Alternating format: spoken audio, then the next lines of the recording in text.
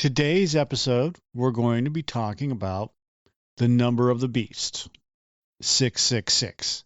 It's a mysterious, misunderstood number from the book of Revelation that has perplexed scholars and theologians and the curious-minded for centuries. Let's learn about it. The number of the beast is a story that brings us to the book of Revelation, which is the last book in the New Testament of the Bible, and it's filled with visions and prophecies. In one part of the book of Revelation, it talks about a beast, a symbol for something evil and powerful. And this beast, according to the book, has a number, 666. People have called it the number of the beast. So when the Bible was first written in Greek, the number 666 was actually written with Greek letters. X for 6. It's like a backwards 3, pronounced kiss, for 60, and like a weird C, which is the letter for stigma. When you put these letters together, they spell out 666.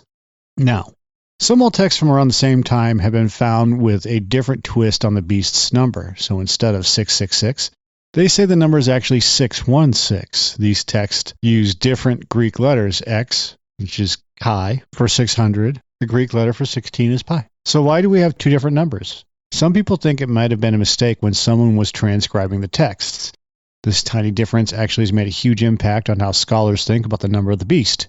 For hundreds of years, everyone thought it was 666, but now that 616 has been found in some ancient texts, historians and theologians are starting to wonder, and it's a mystery that has puzzled people for a long time.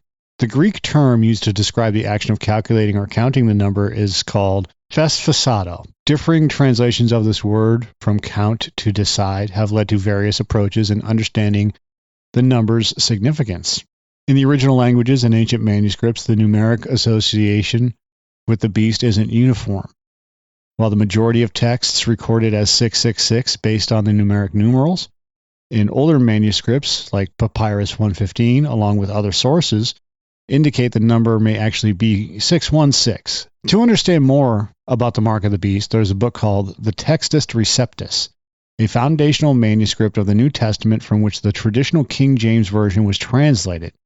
Here we find the digits of the beast's numbers represented by the Greek letters chi, z, and stigma, or chi, xi, and stigma, precisely articulated in the passage of Revelation 13:18. Transliteration further muddies the waters when encountering the variant readings. The number is not only rendered in Greek, but also transposed into Hebrew and Latin, leading to different possible interpretations. The translation efforts have raised questions about what reference points the original author might have used and how this impacts the interpretation.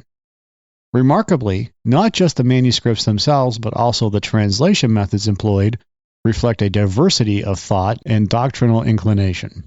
Across different cultures, languages, and periods, the phrase from the Revelation has been molded by the lenses through which it is viewed. But what if the number of the beast was actually just a cipher? What if every letter in the alphabet had a hidden number attached to it? That hidden number is referred to as magic-gematria.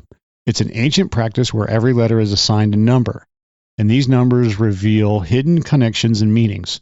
The number of the beast, 666, is a puzzle that has intrigued people for centuries, and many have tried to solve it using gematria. One of the more famous interpretations connects this number to the Roman Emperor Nero. But how does Nero's name turn into 666? Well, if you were to write Nero in Greek, the language of the original Revelation text, actually Nero Caesar in Greek, and then translate that into Hebrew, each Hebrew letter has a numerical value. Adding those values together gives us the number 666. It's like a secret handshake that people could use to talk about Nero without actually using his name. And Nero was not a friend to early Christians, and by using gematria, they could discuss dangerous ideas without risking their safety. It was a clever way to hide a bold message right in plain sight. But another number that pops up in some ancient manuscripts is 616. Some say that this might have been the original number of the beast. The switch to 666 could have happened because each number has its own symbolism, or because 666 is mathematically unique. It's the sum of the first 36 numbers. It's still a mystery to this day. The number 666 has woven its way into the fabric of our modern culture, often evoking a mix of fear, intrigue, and pop culture references.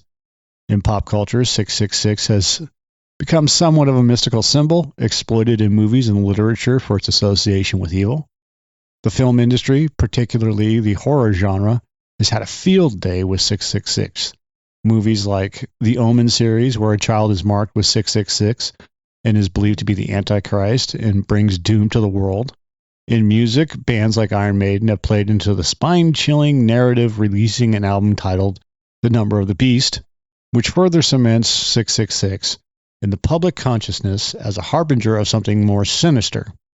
These artistic expressions tap into and amplify the fears and superstitions around the number that have existed for centuries. Boy, like in the 1980s, during the Satanic Panic, they had a field day with those things.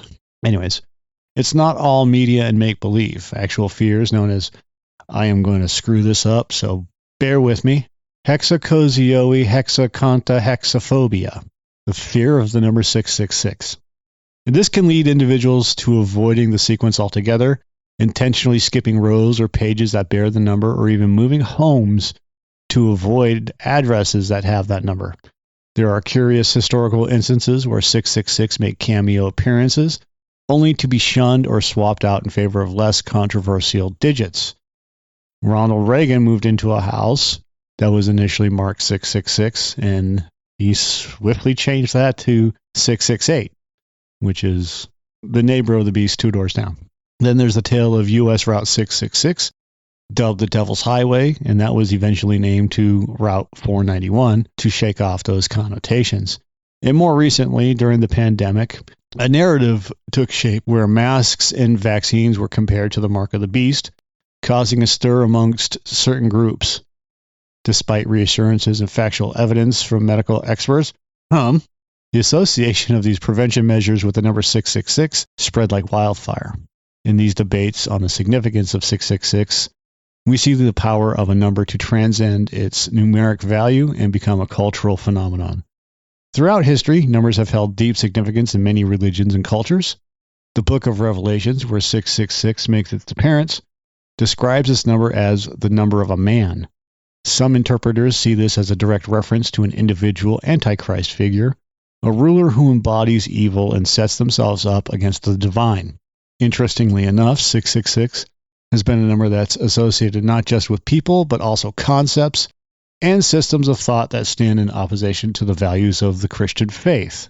Looking at the Bible, we find that the number 7 typically represents completeness or divine perfection. Therefore, some theologians have suggested that 666, being shy of the perfect 777, is a symbol of imperfection.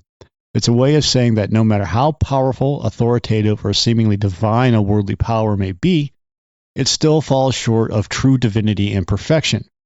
Seen this way, 666 represents the ultimate in human or worldly imperfection, suggesting the flaws in any earthly power that sets itself up as divine. Moreover, 666 has been interpreted as a sign of prophecy, representing a time when people will be challenged in their faith, facing decisions that test their true allegiance. Some have taken this to mean there will be a future moment, Judgment Day, signified by this number when individuals will be asked to choose whether to follow the path of worldly power or stay true to their faith. It's also relevant to recognize that the interpretation of 666 is far from unanimous.